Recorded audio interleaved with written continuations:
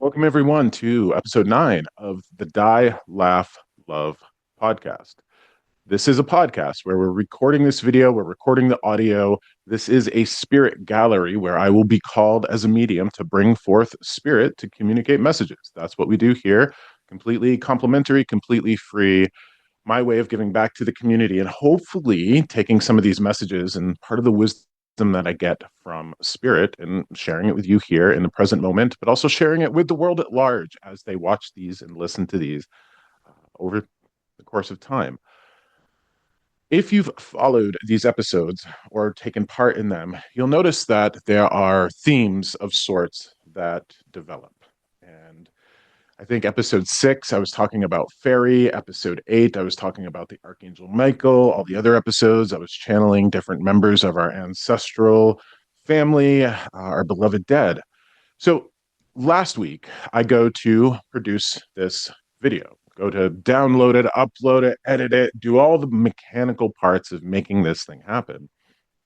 And as soon as I start to do that, I start to get the impression of what next week's or this week's episode is going to be about. So, this episode, this time that we share together, will have a definite theme to it.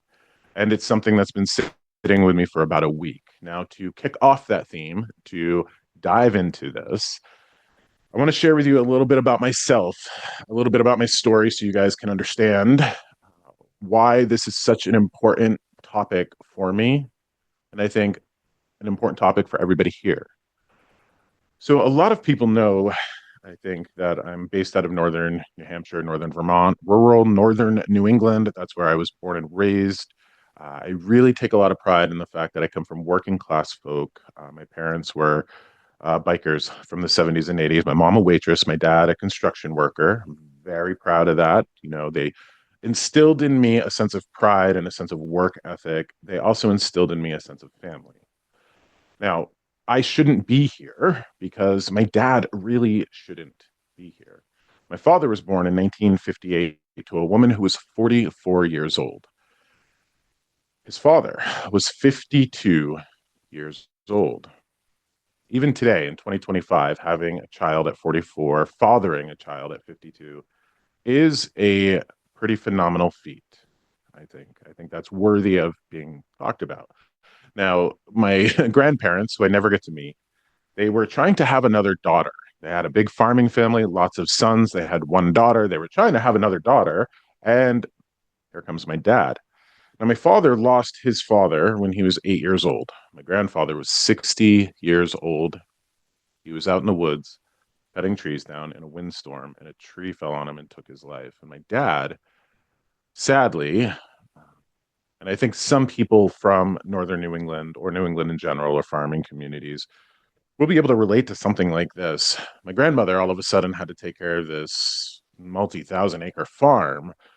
And she had this at 44 years old, or no, my dad would have been 8, so she would have been 52. At 52 years old, she had an 8-year-old. She lost her husband, and she had this farm to run. And my dad spent a year of his life at another farm. And what that means is my grandmother gave my dad away to another farm to raise him for a year. He spent a year at another farm being raised by another family and then went back to his mom. Now, my dad, interestingly enough, did not have a father to raise him and show him how to be a dad. And that comes with drawbacks and positives and all of that. Then he has me in 1979. He has my sister. And some of the things that folks will know about me is, you know, when I was a young kid, I knew that I was gay. I knew that at 3 or 4 that I was gay. I also knew that I couldn't share that with anybody. And I spent a large portion of my life in the closet. Now, during that process, I had a child in 2003. A lot of folks don't know that I am a dad. I am a dad. I have a 21, almost 22-year-old man, and his name is Sequoia, like the tree. Big, tall guy, great kid, healthy kid, working hard, doing everything that brings him peace, and I really appreciate that. In 2006, when he was 3 years old, his mother and I separated. That's when I came out of the closet. Then we had to deal with custody stuff, as people who separate with children have to deal with that. We were very amicable, 50-50 custody all the way through. And I wanted my son, and I wanted to be as part of his life as much as possible. An interesting part of that process was when I wanted to be a dad. I wanted to take care of my son. I wanted to be in his life. There were so many people around me that were blown away by that. They were blown away by that. Now, fast forward a few years, my son is in sixth grade and he's living mostly with his mom and spending as much time as he can with me. He's over in his mom's neck of the woods, going to school in that neck of the woods, all of that. And then we start to experience some real tragedies. I think the tragedies that we were experiencing are familiar to a lot of you. My son's mother became sick with addiction, and that's how I'll put it.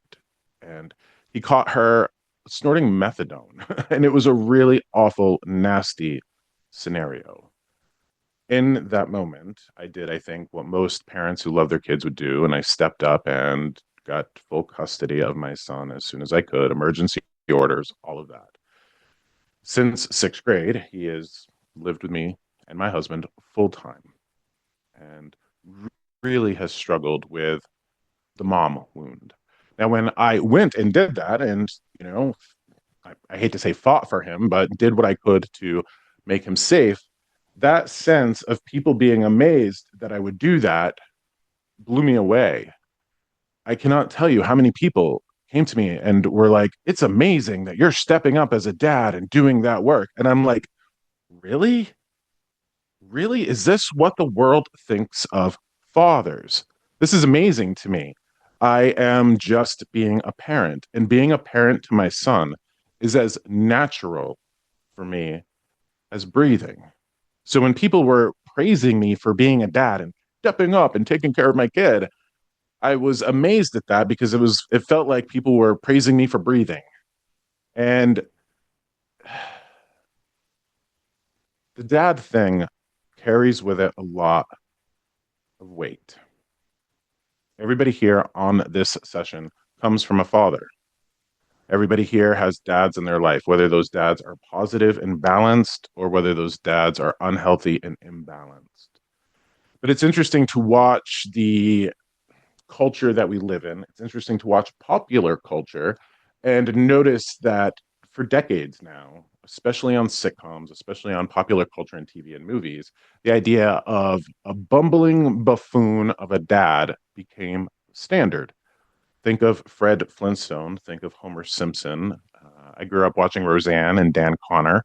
Think of Dan Connor, the idea of the dad who just sat on the couch or in the recliner, drank beer, watched football, and wasn't present in their children's lives.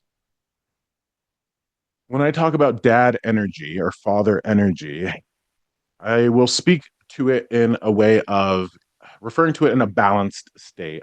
I think a lot of people can relate to the fact that just because a woman has a child does not make her necessarily a mother. And just because a man has a child does not necessarily make him a father. And I know a lot of people in this world have been raised by stepfathers, uncles, grandfathers. People would have father figures like teachers or perhaps older brothers that would step in and provide that energy of stability, protection. Uh, and it's a different sort of stability and protection than moms can provide. We have healthy, balanced moms and stereotypes of moms and that of dads. And it was interesting to me when I stepped into that place of protector and provider as a father, a lot of people would associate that with moms. And so many people are familiar with the idea of deadbeat dads.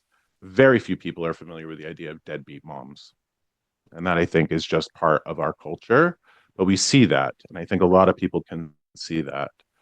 There's a lot of overlap between moms and dads and parenting in general. So perhaps I just stepped into that position of being a parent, whether it was a mom or a dad.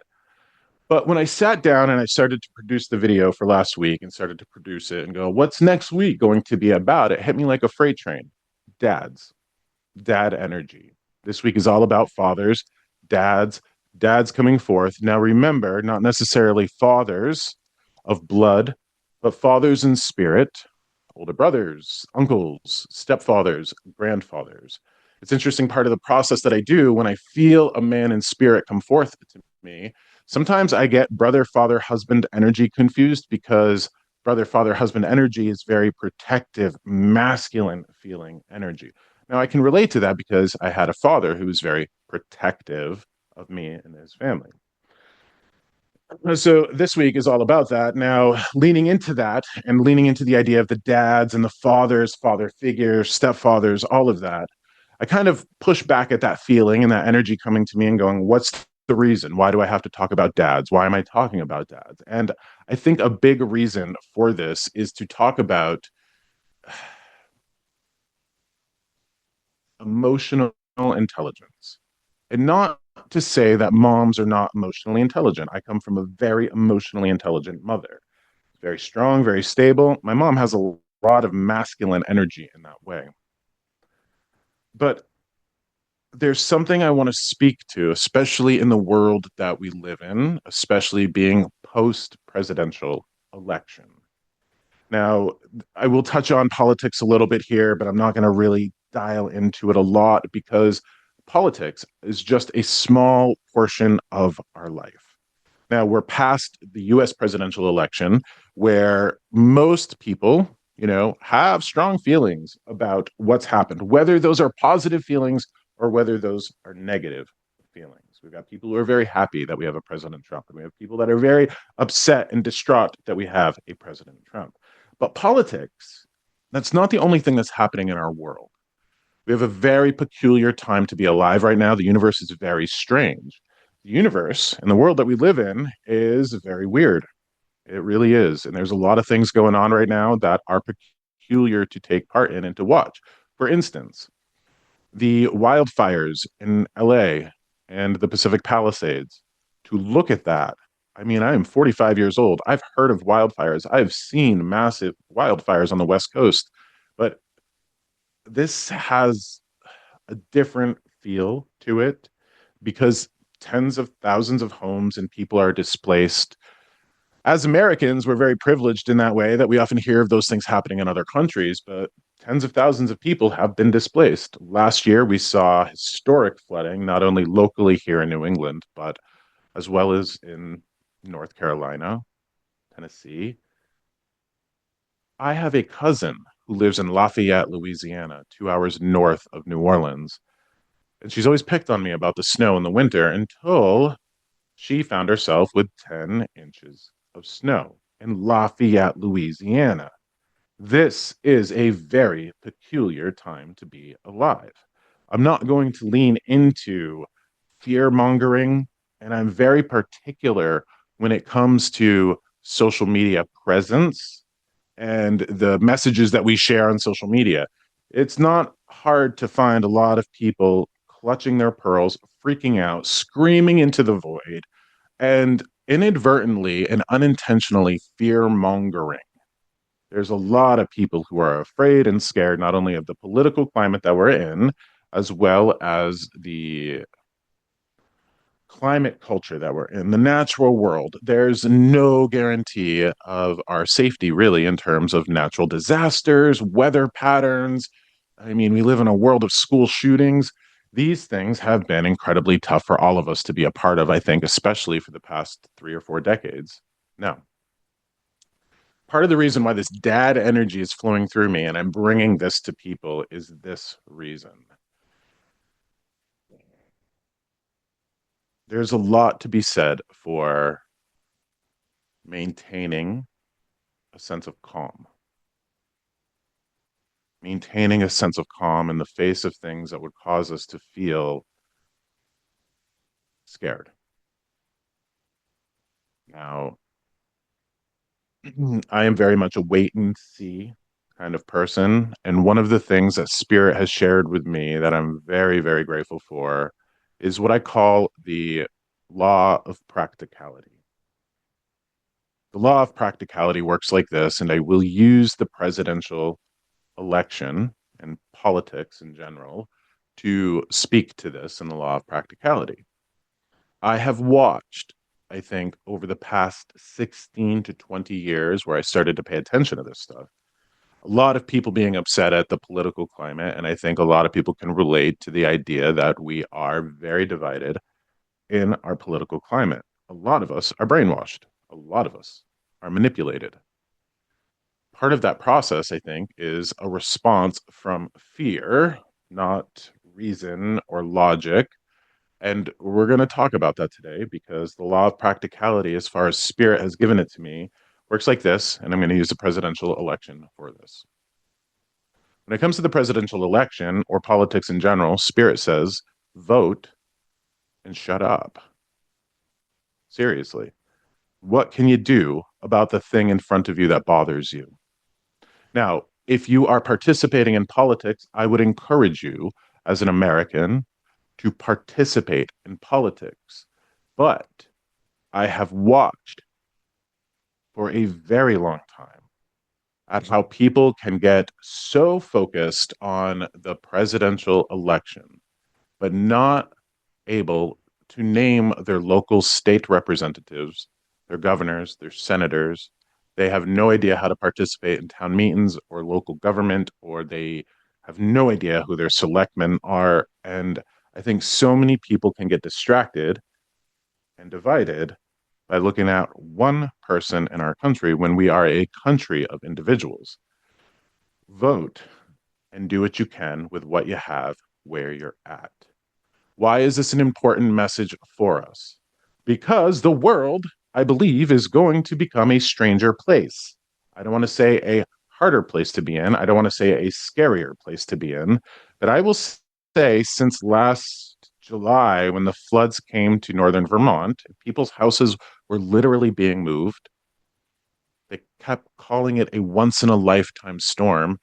And over the past year, I personally have seen these once in a lifetime events happening over and over and over. The fires in California, the floods, the snowstorms, all of that, it has been really difficult to watch. And of course, it's very understandable that we would have fear reactions. When it comes to that, though, I think promoting a sense of practicality and reason is important for us right now. As a psychic, I don't do much in the way of future work. I don't predict things. I will maybe speak to things coming down the pipeline for people. But generally speaking, I don't think it takes a psychic to say the world is going to be very interesting for quite some time, whether it's political or natural or climate or what have you. And I think a lot of us are going to see some very strange things locally in our community, globally, nationally.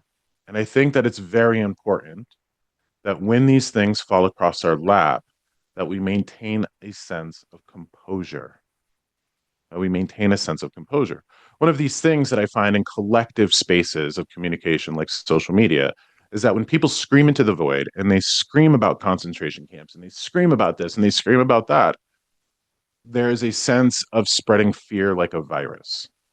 So I think it's important to hold on to a sense of composure, reason, practicality, rationality, as well as being mindful of what our words and the messages that we put out into the world can do to affect others. That's really important. I think it's important for all of us.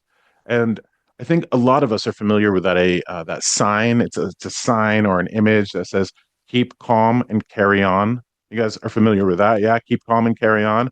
I will tell you where we go as a collective society, as a civilization, and as a species. No matter what falls across our lap, I think it's vital that we keep calm and carry on.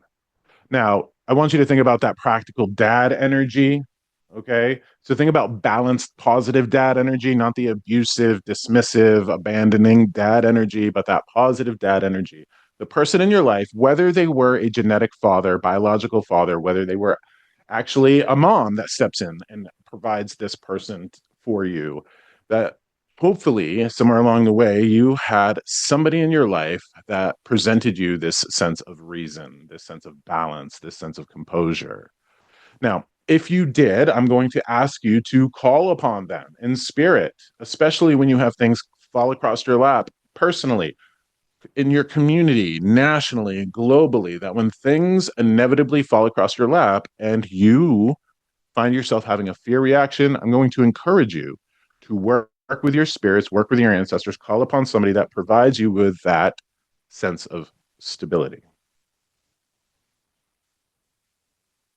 With that being said, this episode and the time that we have here together is an opportunity for me to bring everyone the secret to life.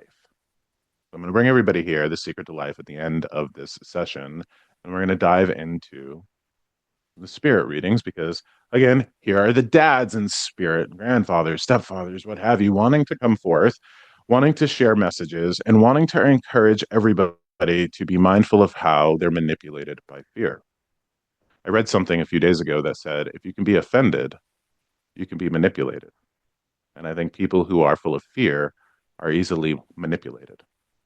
So that's something that's important to watch, especially when we take a look at media, social media, what our neighbors are saying, what the people around us are saying. Are people speaking from a sense of practicality and wisdom and stability, or are they clutching at their pearls and screaming into the void and increasing the amount of fear that people around them feel? It's our responsibility to not only be conscious of the messages that we put out to the world, but also to be conscious of the messages that we're receiving from those around us and understanding that those messages, whether they come from media, the news, social media, that they can manipulate us, that they can have an effect on us. And sometimes those effects are very subtle and even insidious. So I think that's important for us as we move into the future. Future's going to get strange. Future's going to get weird. Going to get weirder. Maintain a sense of composure. Now, here's where the spirit readings begin because now I have this dad that's been with me. Okay. So I want to talk to somebody here who's looking for a daughter, looking for a daughter. Now, remember, you're going to unmute yourself, and I might have to sort through a couple of people here. Really, really important that you just feel free to call forth and say, hey, I think this is my dad. One of the things that I would have you not do is rather have too many people respond versus not enough, because the worst thing that could happen to a guy like me in a position like this is for you to sit there and shut up. I've had people go, oh, I think that was my mom, or I think that was my grandma, but I didn't want to take it away from other people. Please feel free to unmute yourself. Now, I want to talk to somebody who's lost a father. I want to talk to somebody who might have received more of that sort of classical mom energy from their dad than their mom. I'm hearing a couple of things about mom. I think that you might have had a mom who was particularly cruel. This dad is stepping forth, and interestingly, I think that you might be taking care of your mom. And the cruel is a word that is, it's what it is: cruel, mean, cold, distant. I think that you might be taking care of your mom, and I think that this is an ultimate sign of grace because this woman might have been cold or distant. I want to speak to somebody who might be taking care of her mom who might have cognitive decline, dementia, or Alzheimer's, something where she might be losing her cognitive self. He wants to come forward and thank you for taking care of a woman who might be cold or cruel or dismissive or standoffish. So this is something that I would have you do, please, is like if you feel that this is your dad, very playful, very loving, would have that big dad energy wrap you up. You would have almost felt like he was your brother. You would have gone to your father before you would have gone to your mother because your mother would have provided that sense of being judged. This is very, very important. So anybody here taking care of a mom with cognitive decline, a cruel mother who would have had a buddy for a father. Did did did take care Did of Robin? mom. Did take care of mom through her Alzheimer's. She has passed. Did take care of dad through his cancers and all his Agent Orange symptoms all over him. Both at the same May I time. ask? May I ask? It almost feels like mom is still here. Okay, so thank you for speaking. It almost feels like mom is still here because I feel like the person that's taking care of mom is like perhaps growing bitter, resentful. Those sorts of things. Like, this woman didn't take care of me, but now I'm taking care of her, and nobody's seeing it. This very much, I feel like I'm addressing a thankless job. So I'm going to take you off spotlight, Robin. Thank you for Okay. that. Okay. And again, remember these messages are for people here. I'm looking for somebody who would have uh, taken, who would be taking care of a mom right now, a mom figure, somebody to that degree.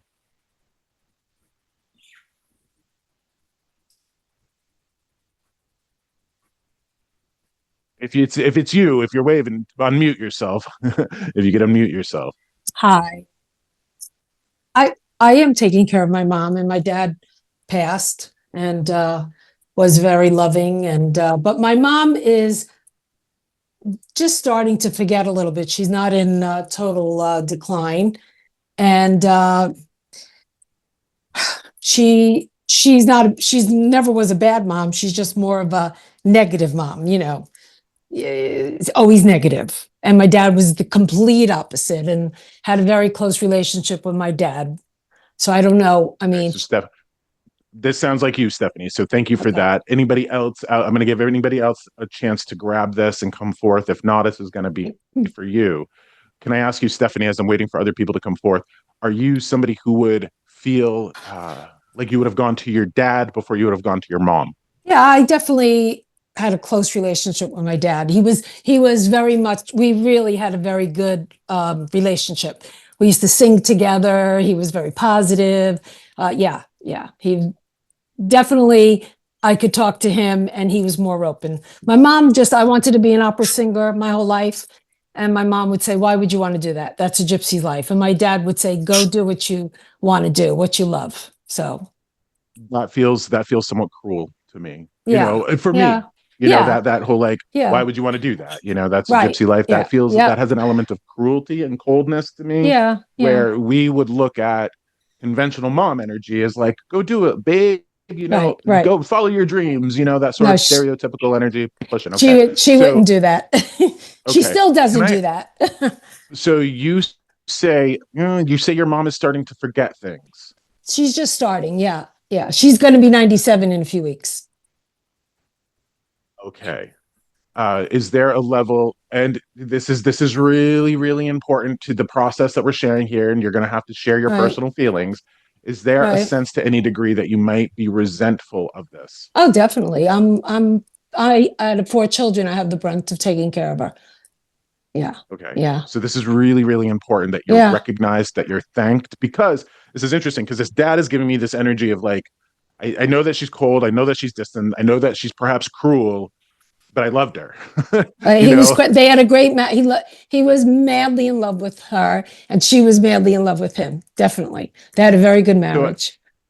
a part of this is that idea of, so it's interesting. So I do believe, Stephanie, again, being mindful of the wibbly wobbliness of the future and how things Right. can change very quickly for us. Very little of the future that's guaranteed, I think. It's important to know that when you start to have increased emotional reactions, Mm-hmm. like, and the word that I'm hearing is duration, when your emotions are elevated and negative for a duration of time, you'll find that perhaps maybe, an hour stretches into a half a day stretches into a day stretches into 3 days, where Right. your anger and resentment and those emotions, that's not really a logical thing. That's more of an emotional response. Right. Uh, Interestingly, he's telling me to tell you to connect with the things that you did when you were 27. I know it's a really random age. I want to ask you, can you go back in your mind to when you were 27, those things that interestingly would have provided you with a sense of fulfillment, feeling like a Mm-hmm. distraction, and something that you could lose yourself in, and Mm-hmm. something that would feed your soul? Is there something when you were that old? Yeah, my singing.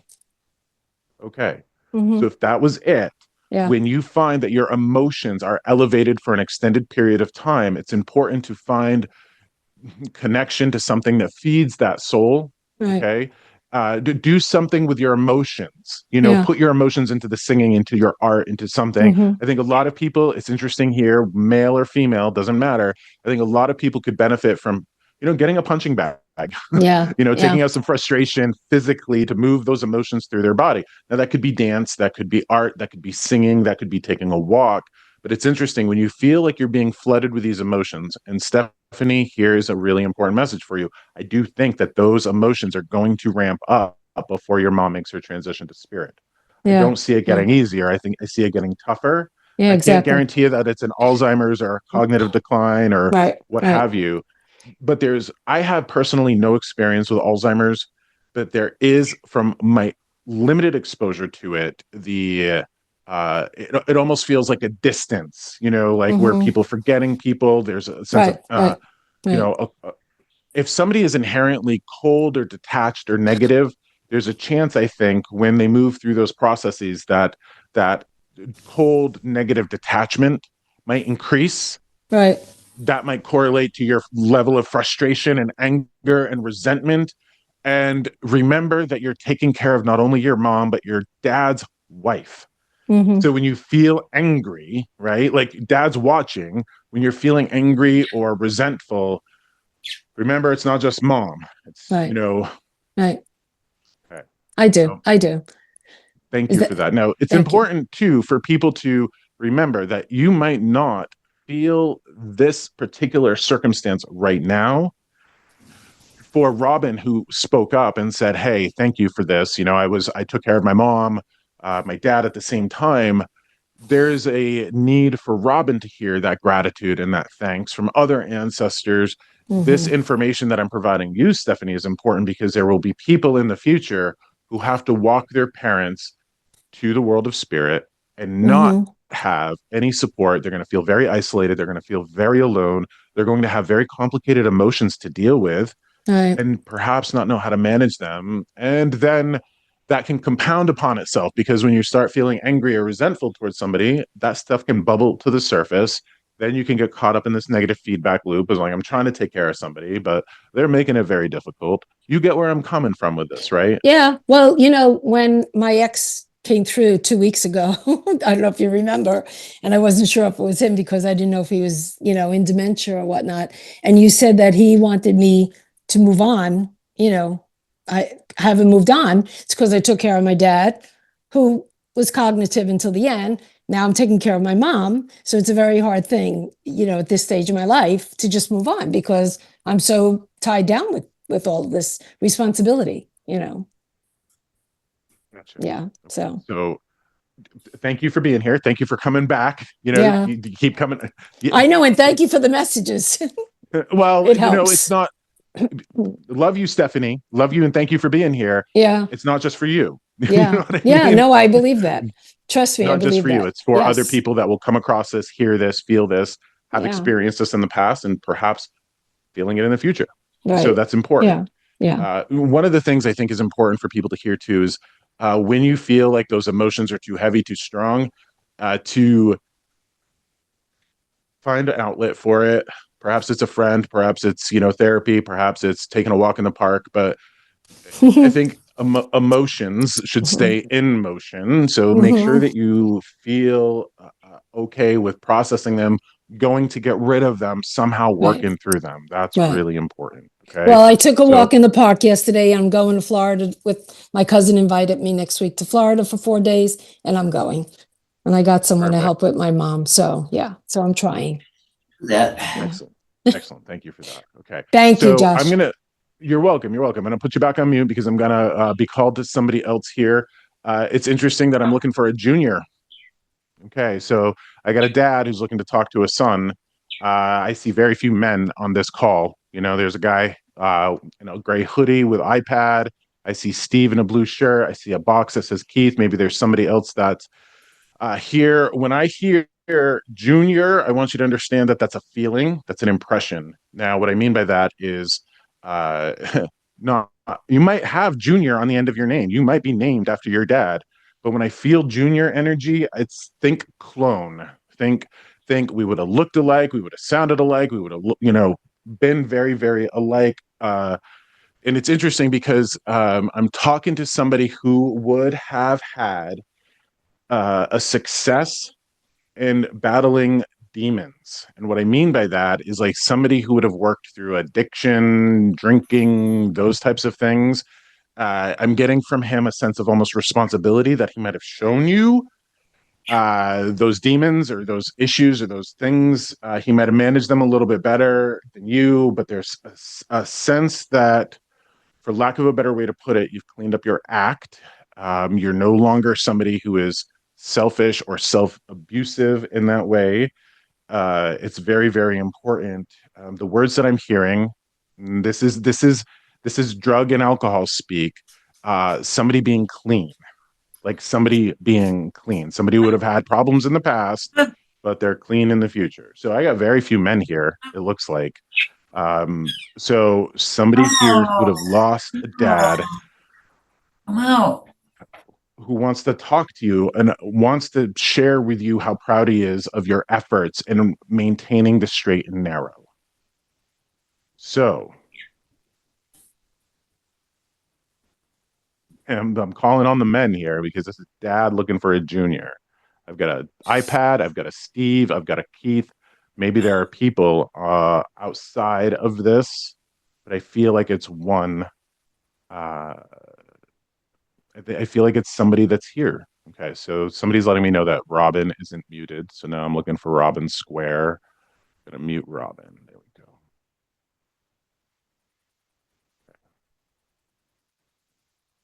Steve, Mr. Blue Shirt there in that square. Hi. Hi. Yeah, it's not me. My dad didn't have any drug or alcohol problems, and we weren't particularly close. You weren't close? No, and I'm not a junior. Remember, not necessarily have to be a junior, but a clone of your dad. So No, if he it's was not you, thank you for that. I might come back to you, Steve, because my eyes are being drawn to you. Okay. On my screen here, I see iPad with the gray hoodie or Keith. I'm going to give you guys a chance to grab this one. If it's not for you, I'm going to move on to the next one.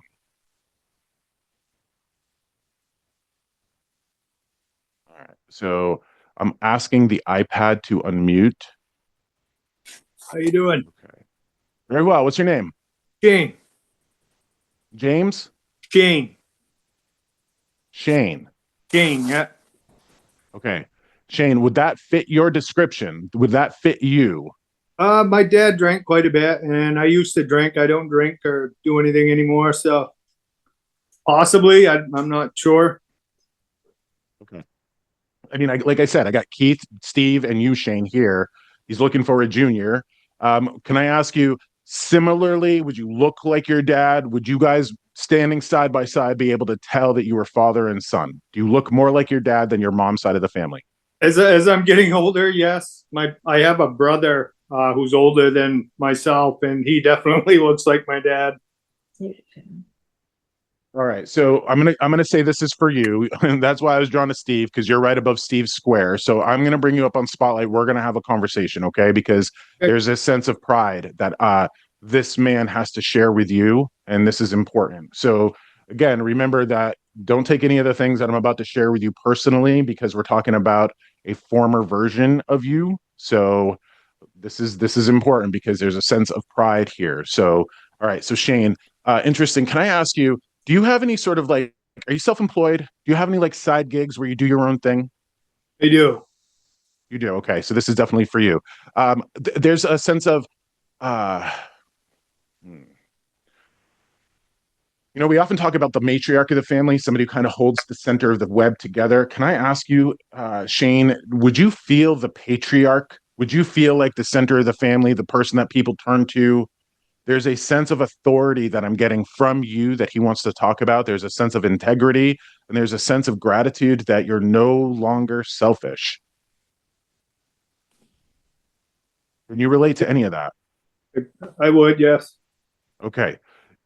I want to also acknowledge that I'm going to use air quotes here, my man. I'm going to use air quotes.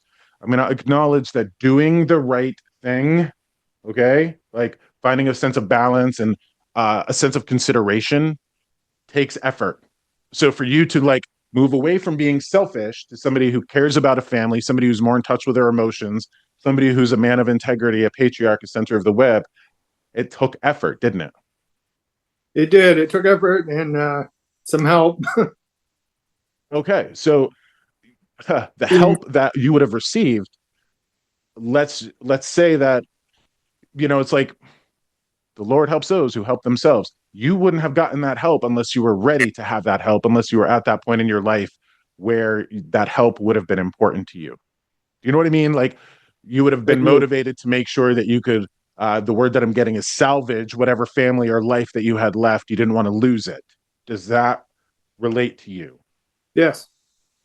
Okay. What's interesting too, can I ask you, remember, no judgment here. There's a reason why I'm asking you. Do you smoke? Not anymore. Not anymore. Okay. I wouldn't. Do you know what I mean? The reason being is like, so we're all adults here. If you happen to use cannabis or anything like that, eat it, drink it, don't smoke it. I'm getting a sense of sensitivity around your throat. I chew. You chew? I do, yes. I don't smoke cigarettes, but I do chew. Okay. I'm not a medical provider and I can't provide medical advice, but I need you to think of something for me here, please. I don't know if you're a person who, some people swallow their chew. Do you know what I mean? I don't know if you're a person who spits or swallows. I'm being drawn to your throat, my man, like not in a good or healthy way. Which means like there's no amount of chew or nicotine that the benefit of that or whatever you get out of that, none of that's worth you getting throat cancer. Do you get what I mean? Yeah. Okay. Can I ask you too? I mean, everybody's got cancer in their family, but does anybody specifically have throat cancer? I don't believe so. Not in my family. Okay. So I'm gonna here's dad energy coming through. I need you to do what you can to get off of that stuff. You know what I mean? Like, I'm your dad in this moment. He's coming through me. He's bringing my attention to your throat around tobacco. I believe that you're doing damage to your throat. I don't think that it's too late to stop it, but I think that if you can work to get rid of that or move that out of your life, you're going to live longer. Okay. Okay. Can I ask you got a shoulder injury too? Yeah, I do. I've had shoulder surgery. Yep. So the reason why he popped that shoulder injury into my head is to show you that I'm picking up on the shoulder injury, but I'm picking up on something there, like maybe a seed growing in your throat, my man. Like, I would do whatever you could to, I mean, seriously, if you live in a state that has really good programs for this, like Vermont has some really good quit programs, those sorts of things, I would jump on board with that. Because you were talking about receiving help before. I'm going to encourage you to receive help now because you got grandkids yet? We got grand dogs, no grandkids yet. No grandkids yet. Okay. There's a potential for grandkids in the future. Okay. Is there? Definitely there's potential. Okay. Well, one, you'd have to have kids. Two, they'd have to be in relationships, you know what I mean? That would have kids and that stuff. I feel, and again, take this with a grain of salt. I feel like there's a little man, like a little version of you ready to come into this world as a grandchild, like you having a grandson. It'd be like a rough and tumble little version of you, like a third, like your kid would be a junior, there'd be a third. It really feels like there's somebody coming into this world that it'd be important for you to be here to guide them, to help them, to ride ATVs with them, build a tree house. I'm seeing all of that stuff. I really do feel like this is important. And, one of the biggest regrets that people feel when they die is that they didn't take care of themselves. They could have lived 20 or 30 years longer, like the chew, the alcohol, the tobacco wasn't worth it. If you're somebody who doesn't drink or do drugs in that way, but you still got chew in your life, I want you to see it as another way to extend your life here in this world. Okay. I also have something very interesting as I'm connected to you, Shane, that is, this isn't dad energy coming through all of a sudden. This is not dad energy. This is somebody else coming through for you. It's another male. May I ask you, have you lost a brother?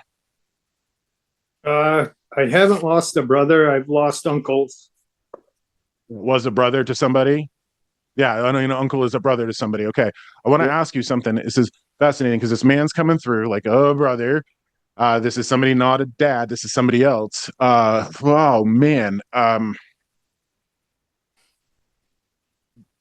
Do you remember that uncle at all? Because I want to make sure that this is the person. Like I'm feeling something broken in my wrist. I'm feeling something very hard in my wrist. Like I would have either broken my wrist or he's trying to tell me like he took his own life. Because sometimes that like cut your own wrist, suicide, that sort of thing. May I ask you, was that uncle responsible for his own passing in any way?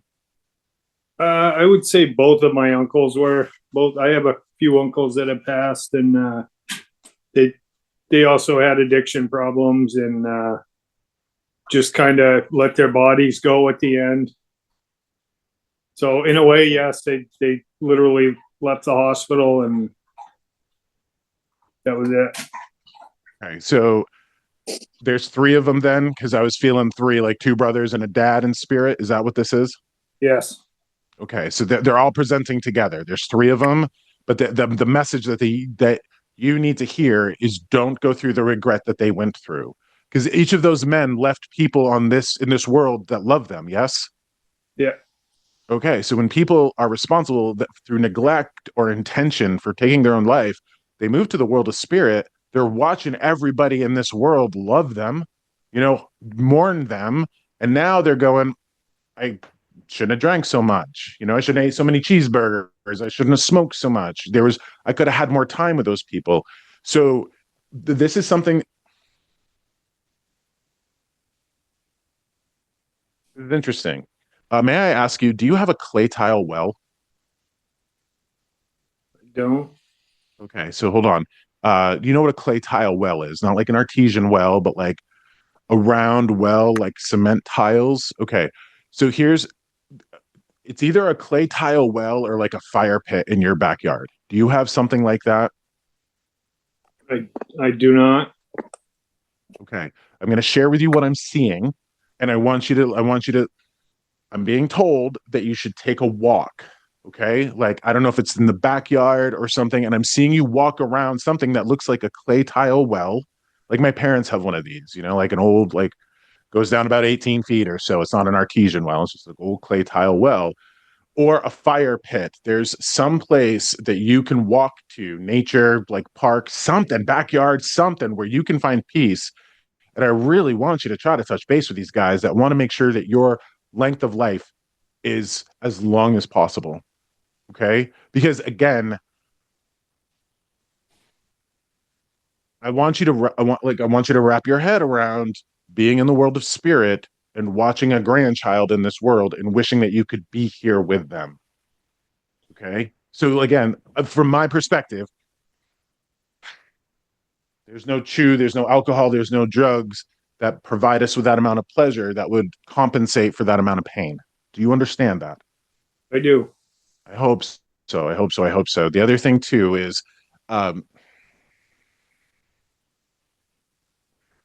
please don't rush when you do your work. Fast rushing, don't rush. Best way to go fast is to go smooth. I'm seeing like make sure that you don't hit your hand, make sure you don't break your hand, make sure you take care of your hand. You know what I mean? Like hammer, what have you. Take care of your dominant hand. I'm seeing arthritis from these guys. I'm seeing like, those sorts of things. Do you ever swing hammers? I do occasionally. Okay. They're asking you to like not rush and mind your clumsiness so you don't like hurt your hands. I think that you're going to need your hands for the rest of your life, no matter what, even if it's just to hold this like new grandbaby. Yeah. You're going to need healthy hands for that. And especially when you become that grandfather, to show him, the authenticity, the authority, the integrity. Those things are really important. Yeah. So I will add the addendum that I am a big believer in the democracy of self, meaning that I give you this information. If you move forward from here and you decide to keep smoking, that's your personal choice. You know what I mean? I'm not going to be your dad here. Yeah. But I'm going to pass through the messages from your dad for this. I also want to thank you for making whatever you have made of yourself. Okay, so there's some effort that you would have put into building a life to be proud of. This is that acknowledgement from all of these men, actually, that you are somebody that they're proud of. And again, an acknowledgement that it took effort and energy to become this person, and to make sure that you at least pat yourself on the back. Don't get caught up in that story, but make sure that you're not stuck in that former version of yourself. You know, if you were selfish or you did hurtful things when you were younger, to give yourself the grace that you did the best you could with what you had. You did the best you could with the limited amount of experience and wisdom that you had, but you are definite proof positive that you learned your lessons, you took those lessons, and you did something with it. You know, you changed, you developed, you evolved in that way. That's hugely important to acknowledge you for that. Okay. Now,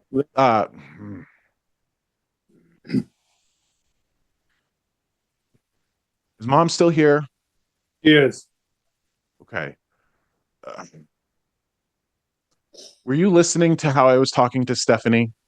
I was. Okay. The information that I was passing through to her, the frustration, the resentment, the caring for. I can't, Shane, I don't know what's going to happen to your mom. I don't know what's going to become of her, but I do think that you will find yourself in the position of parenting your parent, which might be a challenge. Okay, especially if somebody is very stubborn and they don't want to move. Okay, that's what I'm hearing. Like somebody who's very stubborn, set in their ways, not wanting to move. I'm I don't know if it's, I'm going to be straightforward with you, man. I don't know if it's the cognitive decline, Alzheimer's, mental decline. I don't know if it's just sickness, old age, or infirmity. But what I'm being told here is that the message that I passed through to Stephanie is one you're going to want to really take home. Okay. You find yourself being responsible for mom? We help her out quite a bit now. Okay. I imagine in the years to come that yes, that will probably be part. She lives by herself. She lives in her home.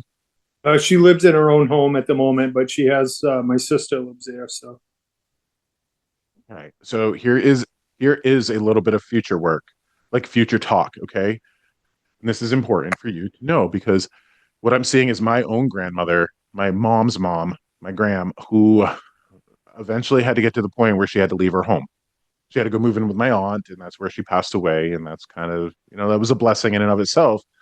But she did not want to leave her house. She did not want to leave her pets. She did not want to leave any of that. And I am dinging on a similarity with my grandmother's story and your mom's story in the future. Okay. So why would that information come through to you in this point? One, to remember not to get resentful, not to act or lash out in emotion, right? To remember to be that dad and that stable, like, you know, if you become the parent to your parent, it's going to be important that you provide that stable dad energy, even though you're the son. I know it sounds like a paradox, right? But it's important for you to remember stable, strong, that the demeanor and how that can affect another person's well-being. Like if you're freaking out and you're full of anxiety and you're full of worry or full of anger or full of that sort of negative energy, your mom's going to receive that in a particular way, and it's going to make the situation worse. So the other reason that you'd get this information right now is to prepare yourself for this.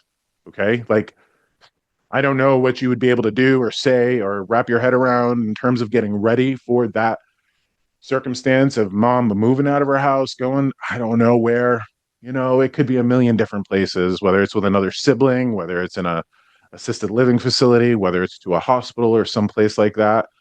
I get the impression that it's kicking and screaming, man. Like, you're gonna have to drag her out of there kicking and screaming. I know that sounds kind of, big and bold, but there's remember, when it comes to that point, to make sure that you lean into the stability, the quiet, the peace, the not being emotional, not being, not lashing out. Very, very important, because you're not able to control how your mom reacts, but you can control how you react. And that can make all the difference in the scenario. Okay. Now, I know that you might have very few people in the world telling you this, but I have to tell you that your dad is very proud of you. Very, very proud of you. And for making the right decisions as a father. When I was talking about that idea of like the deadbeat dad and dads just being the beer drinkers and the dopes, and you know what I mean? Like you can relate to that, right? I can, yep. Yeah, I mean, you see it in the world all around as a dad that people don't really, generally speaking, culturally speaking, respect fathers in that healthy way. Maybe that is grounded in a reason or not, but when you try to be a good dad and people reward you for that, it just kind of feels backwards because I'm like just being a dad and being a parent. So again, I think it all just boils down to love, but I do get the impression that you've had very few people in this world give you the recognition you deserve in terms of making the right choices for the people that you're responsible for and the people that you love. Why would you get this message? Because you need it. You need to hear that. Okay. Why would I share this in a public setting? Because other people here need to hear that. Men, women, otherwise, there's a great number of people who've decided to not be selfish, to commit their lives to their families, their loved ones, their careers, their communities, what have you. Oftentimes, that's a very thankless job, and people need to know that they are seen by those in spirit, that there is a recognition, even if it doesn't come from living humans, that those around us in spirit see it, acknowledge it, and want to make sure that we are acknowledged. So thank you for being, oof, there's a bold statement. Thank you for being a good man. Thank you. Thanks for bringing the messages. Yeah, for sure. I really appreciate you being here. So, I mean that's vital. It's vital to hear because one, I think it's important for people to know that the idea of integrity and honor and devotion and commitment, those things are not just human. Those things are more than human, and we feel those as we live in this world. So I'm going to take you off spotlight and I'm going to bring call up the next dad. Okay. So here we go. Thank you. Mute you. Spotlight. So, uh,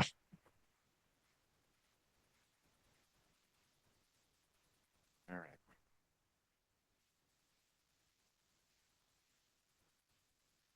This is really specific, and I love how specific this is. I feel like there was a dad who would have gambled. He's looking for a divorced daughter. He's looking for somebody that I'm not sure. This is interesting. I'm not sure if this is exactly a dad or somebody that would have been like a dad, like a stepdad. Somebody would have played cards, maybe gambled, casino, would have liked that. This is interesting because he's coming through with this energy, and this is why I feel like you're divorced. Like you've had like a nasty relationship or a nasty breakup because this man's coming forth in a funny way. He is saying, I told you so. In a funny way, he's saying, I told you so. So this would have been a dad who would not have liked your husband or your partner or somebody like that. And he jokingly is coming through, not from like this place of snobbery, but he's coming through going, I told you so. I knew he was nothing but trouble. Whoa. I'm going to use the word that I just heard. Again, here's a little bit of adult language. Um, I just heard the word whoremonger. So that's an awful word, but this is like the dad saying like your husband would have run around on somebody. Like your husband would have run around on you. Like he would have been able to call it. He saw it. So this is very specific. Somebody whose dad would have been very playful. You would have had an ex-husband or somebody in this world who would not have been faithful to you. That dad would have seen it and that dad would have told you, and it might have caused a rift. So anybody here have an unfaithful relationship, have a very loving, playful father who would have been like, I told you so. That's very specific. So let's see who steps forth. Again, remember, might not have been your dad, might have been your grandfather, stepfather, uncle. Somebody would have been a very, very, very father figure. Stephanie, I'm not sure it's for you. Thank you for raising your hand. I know. I thank you. I'm going to give other people an opportunity to come forth. Okay. You're on mute, Stephanie. I see you speaking, but I feel like this is for somebody else. So raise your hand if you feel like this is for you. I'm going to unmute you. I'm going to ask you to unmute yourself. It looks like there might be people struggling to unmute themselves to participate in this. I'm unmuted. Okay. Who wave your hand for me in front of your screen, okay? Robin, I don't think it's for you, okay? I don't think it's for you, but you hold on. I see a Kate up there in my corner. Okay. Oh, I couldn't unmute myself. I'm sorry. Right. Yeah. Did you have a very playful dad figure who would have seen somebody to be really unfaithful to you? Where'd you go? The gambling and the casino got me. I have been in a few unfaithful relationships that my dad probably would have been like, "What are you doing?" My dad did pass away when I was 11, so obviously he didn't get to, tell me much about my boyfriends. But there's been somewhere I'm like, yeah, my dad would have said this. Okay, so Kate, question for you, because as I'm looking at you, I'm feeling kind of drawn to you. The cards, the gambling, the play. Mm-hmm. Is that something your dad did? Yep, all the time. Okay. Interestingly, I'm gonna talk to you about this because this is fascinating. Because when he's coming through and saying "I told you so," he's doubling down on this message. So what that means is this. Okay. In those unfaithful relationships, however many of them you've had at least one where you knew this was a thing before it happened. Mm-hmm. You know that? Yeah. Mm-hmm. Okay, so I'm going to spotlight you and I'm going to spotlight me because this is for you. Okay, so here we go.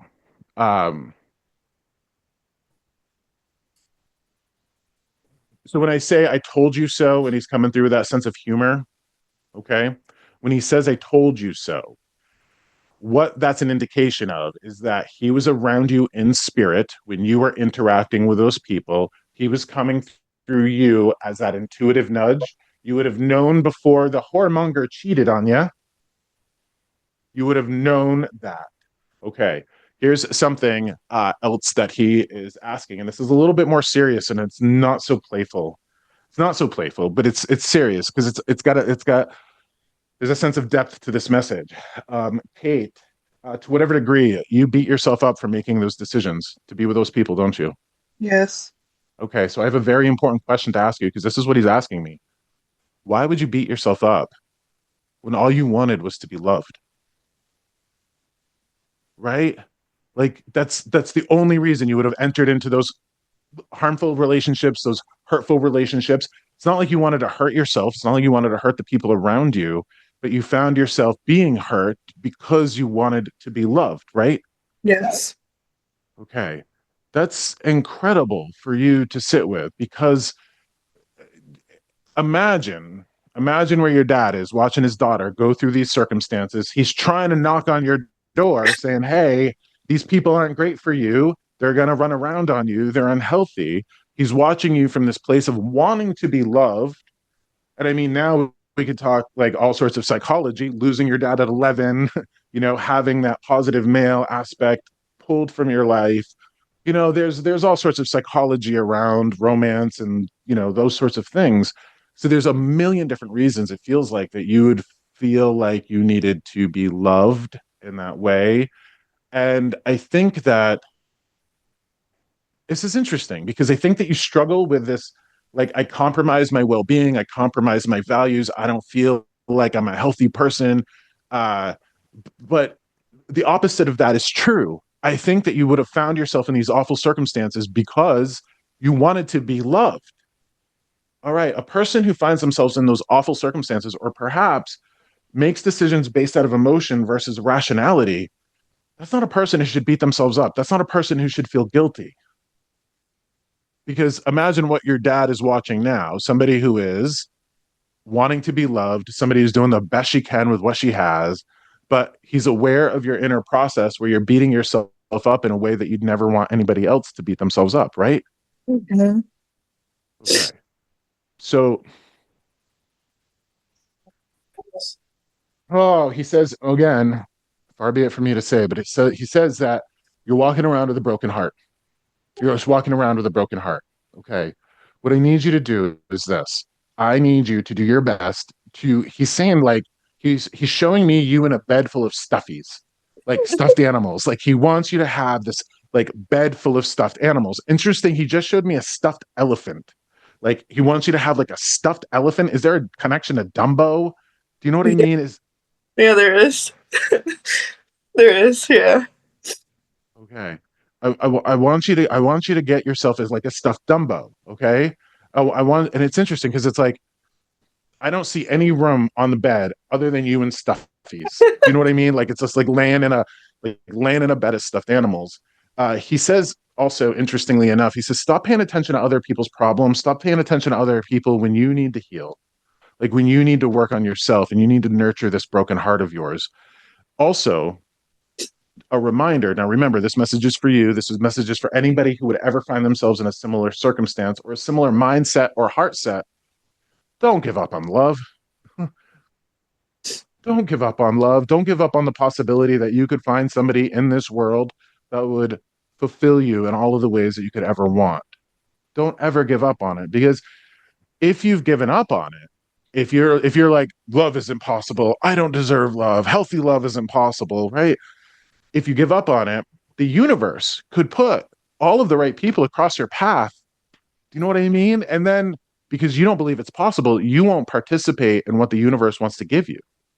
So always maintaining that sense of hope and optimism in the way you'd want anybody else who'd gone through what you've gone through to maintain a sense of hope and optimism, right? You would never want the people you love to give up on the idea of love. Mm-hmm. He says that you have, like, just, and I guess it would make sense, right? Logically, single mom, who's going to want a single mom? Who's going to want somebody like me? I beg to differ. I really beg to differ. And I don't think that it's appropriate for anybody to ever give up on love, to always be hoping for it, to always be seeking it out in a healthy, balanced way that cares for oneself. Don't compromise your values, don't compromise your safety, don't compromise your integrity, but to make sure that you always make room for that person. Okay. Interesting. He says, the things I got to say sometimes. He says, be mindful of the gamers. Oh God. What does that mean? Like, be mindful of the people that are just obsessed and like live on video game systems. I think he's hinting towards my daughter's father. That's somebody who would care more about video games than his family. Yeah. Basically. Okay. So, girl, listen to me.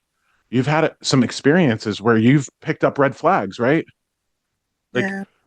like turn your experience into wisdom. You know what I mean? Because you can't keep repeating the same patterns hoping that there's a different outcome, because we define that as insanity, right? Define that as insanity. So be mindful of the gamers. And that's not to say that people, like, I play, Mario Kart, you know what I mean? I'll check in on a little bit of Mario Kart and check away from it, but I'm not like living in that world, and I'm not denying my responsibilities, So if somebody's playing video games in the future and they cross your path, that's okay. But if they're a gamer, you might want to you might want to like pay attention to that part of their life a little bit more deeply, because we've talked about addiction to drugs and alcohol, but there's addiction to video games and sex and gambling and all of those things that we got to be mindful of. Okay. He's also saying that this is interesting. He just popped into my head what my kid did. my son, he's works for a flooring company. He's like a little construction guy and he loves it, but it kind of beats up his body and he kind of gets sore in that way. So I came home the other night and he had filled a sock full of rice. You ever seen that trick? Like, Yeah. fill the sock full of rice, microwave the rice, and put it over the shoulders. Your dad's talking about your shoulders and your neck, like tightness and tension. So whatever devices or massage or whatever you can do to make sure that you're taking care of that. I've already touched base on, Shane's throat stuff, his shoulder stuff, touched base with you on like neck, shoulder stuff. A lot of us get our tension up there. Yeah. But you know what I'm talking about, right? I currently have like neck, shoulder pain. Yeah. It's been going on. Are you doing anything about it? No, not really. It's for a year I used to work at I was sitting at a desk like straight, like just working at a desk screen. I was working for out here where I live, it's Hartford Healthcare, and I was just sitting at a desk for like a year straight, and now I work from home, and I'm also sitting at a desk, and it, you know, it strains you. Okay, so I'm going to have you look up ergonomics. I've yeah. Okay, Yeah. so quick lesson for ergonomics: your computer screen should be eye level, right? Like mine is right now to me. Your elbow should be at a 90-degree angle. Mm. All of that. There's especially if you're working from home. If you were working in an office, it would be like an ergonomics officer that would go around and check your workstation and make sure that you're feeling and operating in a way that's healthy for you. But for you right now, that's nothing that is happening. You don't have anybody but yourself, and this is interesting because this is an opportunity for you to become your own parent. And Yeah. for me, I think adulting, like to successfully adult, is to be our own parent, to love ourselves in a way that a parent would love ourselves, love us hopefully in an ideal way, but to also, hold ourselves accountable. Like a parent's going to hold a child accountable. We have to hold ourselves accountable in that way, which means giving ourselves, feeding our body, taking care of ourselves, going for the walks, doing all of that. So, with that being said, Kate, you're the person that I'm going to give the secret to life to. Would you like the secret to life? Yes, I would. Okay. So, whenever I sit with a client or whenever I do a group session, this is something that I do with folks, and it's really core to my work, core to my message, because I think, you, Shane, Stephanie, everybody's got their dads in the world of spirit, moms, grandparents, friends, lovers, all of that. We want the people that we've lost to the world of spirit to rest in peace. I'm a big believer that for them to rest in peace, we've got to live in peace because they're watching us, and that's not a life death thing. That's not a human spirit thing. That's a love thing. Because when the people we love suffer, we suffer. Whether they're alive or dead. So when the people that you love around you in this world suffer, that causes you to suffer. Yes. Yeah. Okay. So when we work on our own peace, the people that love us know peace, and this is why the secret to life is so vital. So, Kate, I'm going to work with you. I'm going to ask you 3 questions. And it's fascinating to me that it's taken me 9 episodes to get to the secret to life, but we're going to do it here. Okay. And this is for anybody that would hold onto conflict or pain. So, I'll be asking you questions, Kate. I'm asking anybody on this call these questions. I'm going to ask you to answer them in your mind. So, don't vocalize them. Okay. But I'm going to work with you, but I'm asking everybody these questions. The first question I'm going to ask you is what I would call the low hanging fruit. Okay. And the low hanging fruit is this.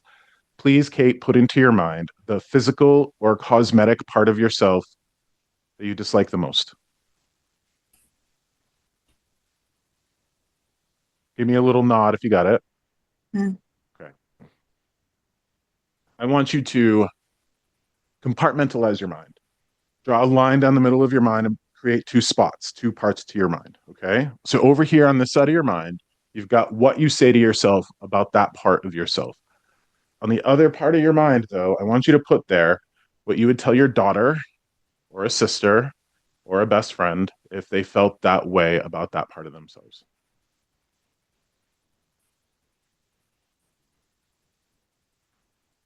And you compare and contrast the 2. Over here, you've got what you tell yourself, and over here, you've got what you would tell anybody that you love.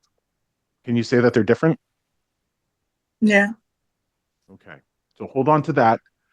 The next question is it's going to sting, but sting in a way of like pulling a sliver out. Okay.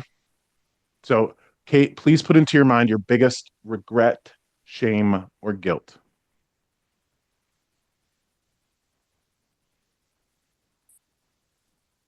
Or pick one if you're carrying around a picnic basket of them. You got one? Yeah, I got it. Okay. On the other side of that line, I want you to put there what you would tell a daughter or a sister or a best friend if they felt that way about that circumstance.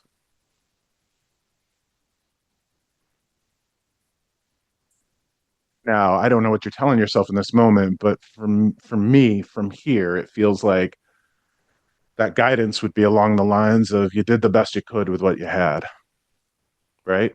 Yeah. You just didn't have a lot at that time, but you did the best you could with what you had, right? Yeah. Okay. So I'm going to pause here. And I want to ask you a funny question. Mhm. Do you know who Mark Zuckerberg is, the Facebook guy? Yeah. Okay. He always wears jeans and a gray t-shirt. Do you know why he does that? So I'm going No. to tell you why. So here we go. I'm just going to tell you why he does that. He is aware, that tech bro is aware that every human being has a limited amount of emotional and mental capacity to get through the day. If you've ever worked with addiction or seen people addicted or worked with any sort of recovery programs, there is a science willpower. And what they'll tell people who are in recovery or trying to kick a habit like that is to limit the amount of decisions that you make, because most people fall off the wagon around 4 o'clock and they've used up their willpower. They've used up their steam. Mark Zuckerberg does not want to even use a bit of his steam to pick out an outfit, right? You'd think, oh, picking out an outfit's not a big deal, right? But he's not making that decision, which means he's got more steam for all of the other fights in his life, okay? So here's something that I want you to consider. Right now, I just showed you the way that you're interacting with your physical cosmetic self, the way that you're interacting with regret, shame, and guilt is not a way you'd want anybody else to interact with those stories, right? Okay. So right now, Kate, you and a whole bunch of people listening to this are spinning plates on the inside of them that they would not want other people to spin. Now, there are battles in your world that you can't do anything about. You're going to need that energy. You're going to need to take care of your family and all of that. But imagine if you could somehow set those plates down, if you could somehow stop that battle, you're going to have more energy for all the other battles that you don't have a choice in. Do you get that? Yeah. Okay. So it's a bold statement. I'm a bold guy. And the secret to life is this. The answer to the question, what would I tell my kid? Literally, your challenges, your bullshit in your heart, your bullshit on the outside of you. If you can ask yourself that question, what would I tell my kid? And get an answer and listen to that answer and repeat that answer to yourself, you're going to know peace. You're going to know love. And if you know peace, your dad knows peace. Mm. So the secret to life is the answer to the question, what would I tell my kid? Now, may I ask you, do you like to make lists? Yeah, I do. Here's a list that's really going to help you. And I'm going to encourage everybody to do this exercise. Take a blank sheet of paper, draw a line down the middle, create 2 columns. On the left-hand side, write down all your problems, your heartache, your mind ache, your life ache, all of it. Write down your bullshit. And then on the other side of that line, write down what you would tell a loved one. Write down what you would tell your kid. Write down what you would tell your sister, your best friend, somebody that you love. Here's why. When you ask yourself the question, what would I tell my kid? What would I tell my best friend? The answer you get comes from love. And this is what I've learned about love. Love is the greatest force we ever have access to, because when we have to, I'm serious, like look at the people that we've sat with already. Stephanie taking care of her mom. Shane taking care of his mom, taking care of his family, making those decisions. When we tap into love, we find the strongest version of ourselves, because when we have to carry a burden for somebody we love, we'll find that strongest version. When we have to solve a problem for somebody we love, we're going to find the strongest, wisest version of ourselves. We will never, ever, as humans, find the strongest, wisest version of ourselves through self-hatred, through fear, through worry, through self-loathing. If I was in a boxing ring or if I was in combat, I would want the person that I was fighting to be afraid. Because if they were afraid and worried, I know that I would have a stupid, weak version of them. If a person that I was in conflict with was coming to me from a place of love, I'd be kind of terrified, because I would know that I'd be interacting with somebody who'd be tapping into the strongest, smartest version of themselves. And think mama bear energy, right? But let's not discount the dads, because I can speak from experience. As a father, I would move the world for my child I would move the world for my family. And I will tell you what I've built for myself as a person in this world, what I have done every day that I do these readings, every day that I do these gallery readings, when I step out in front of an audience of hundreds of people, I am confronting fear. But what helps me confront that fear is the love that I have for my family, the love that I have for my son. I was on stage in front of 250 people, and my son was in the front row. And he saw me on stage doing what I'm doing in front of 250 people. I'm a big believer that our kids do what we show them, not what we tell them. And I want my kid to be the strongest, smartest, most powerful, most confident version of himself. I can't tell him to be those things while being the opposite of those things because he'll follow my lead. If I want him to be powerful and confident and sure of himself, I have to show him that. I can't tell him to be those things. I have to show him that, which means I have to interact with my physical self, right? I got love handles. I got body fat. I certainly don't have a Hollywood body. I'm not going to be beating up on myself. I'm going to show him how to care for his body. And interestingly, the advice that I'm giving everybody here is very important because I'm a big believer in that a spiritual practitioner like myself, or a spiritual path or religion worth its salt, will always guide a person back to the authority of their own heart. Like a guy like me could collect groupies and like followers and all that. I don't want that. Anybody that crosses my path, I want to show them that they have the wisdom inside of themselves. So, Kate, you're a mama? Yeah. Okay. Put into your mind the way that you talk about your body to yourself. Okay. You would not want your children to talk to themselves in that way, right? Yeah. Okay. They're picking up on your example. That's just Yeah. what kids do. So when we can find a way to move away from that, our kids are going to benefit. We're going to benefit. Our spirits are going to benefit. Now, I have one last question for you. It's a doozy, but I'm going to ask you to grab the first thing that pops into your head. And I'm asking everybody here. And remember, don't vocalize it. Don't say it out loud. Kate, what's the biggest problem in your life right now? Did you get a thing? Did you get an answer? Hmm. Yeah. Okay. Can I ask you, do you want peace around that? Yes. What would you tell your child to do with it?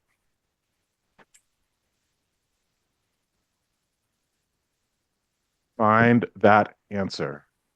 That's your golden guiding light. Seriously. Like you can get help from people like me or self-help books or therapy or anything like that. But your heart, your spirit is made of love, which is made of strength and wisdom. And if you tap into it, your life will change for the better. Now, I didn't get a chance to know my grandfathers. I only got a chance to know that one grandmother of mine, but I'm going to show you something here. I wrote a book for her. Out of the 5 books that I've published, I wrote a book for my gram. That book is called Son of a Sea Cook because that was her favorite saying. Son of a sea cook. That was how she swore. But she also swore in all the other conventional ways. This right here is a book of her love, her story, the story that I wrote for her grandson's story of her. This woman suffered more than anybody that I've ever known. And she's experienced, while she was alive, the worst things a human being could experience. She lost her mom at 5 years old. She grew up with her dad in the beer gardens. She had to bury her father, who she loved dearly. She worshipped the ground he walked on. She buried her husband and she buried 2 sons. She lived 87 long, hard years. I would do anything in my power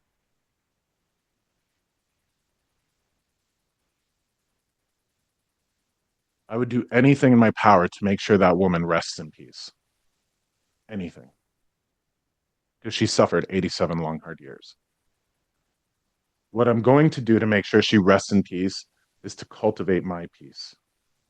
I'm not going to beat up on her grandson. I refuse to. I'm going to focus on my peace because it brings my grandmother peace. I still have my parents and I'm blessed to have them, brings them peace, brings my son peace, brings my husband peace. My peace is the peace of everybody that I love in life and in spirit. Religious folks would say the kingdom of God lives within. I'm going to say that's what I'm talking about here. The fact that if you can touch base with your love, not your fear, not your worry, not your trauma or pain or experience in that way, you touch base with your love, you're always going to find the strongest and smartest version of yourself. It is a process like learning a new language, though, because you've had culture and advertisements and traumas beating you up, convincing you that you're lesser than, right? That's just life on earth right now. But nothing can take away the fire and the love that we have for our kids and the love that we have for others around us. Nothing can take that away. So if we can tap into that repeatedly, like learning a new language, we can find peace. And I think that's important for us all because it's a strange world. It's a hurting world. It's a scary world. And I'm going to circle back to the things that I started to talk about at the very beginning. The scariness of climate control and presidential stuff and political stuff, all of it can be quite frightening for a lot of people. But when we have things cross our paths like that, we got to tap into the inner dad, not just the mom, not that part of the parenting too, but we got to tap into that inner dad where it's like, what would I tell my kid? If I have something in front of me that's frightening or scary, I have to not get caught up in fear or worry. I have to tap into that part of myself. What would I tell my kid? I find that answer. And then I repeat that answer to myself over and over and over until I find peace. Now, imagine, Kate, that you're like me. And I'll say this, the relationship, I've been with my husband 16 and a half years. The relationship that I had prior to that was the most abusive relationship that I'd ever had. That person was a monster. That person would love to know that I was suffering. I don't suffer because I'm not even going to give them the satisfaction energetically. Do you get that? Yeah. So you would have the narcissists, the predators, the monsters in your background, the people who would cheat on you and hurt you and all of that. You got to think for a moment that they would love to know that you were telling yourself these awful stories.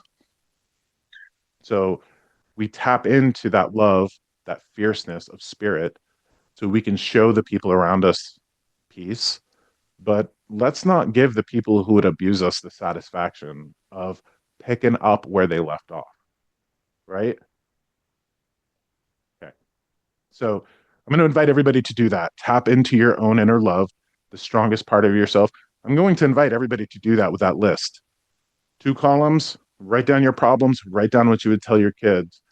The benefit to this is that you guys get self-respect.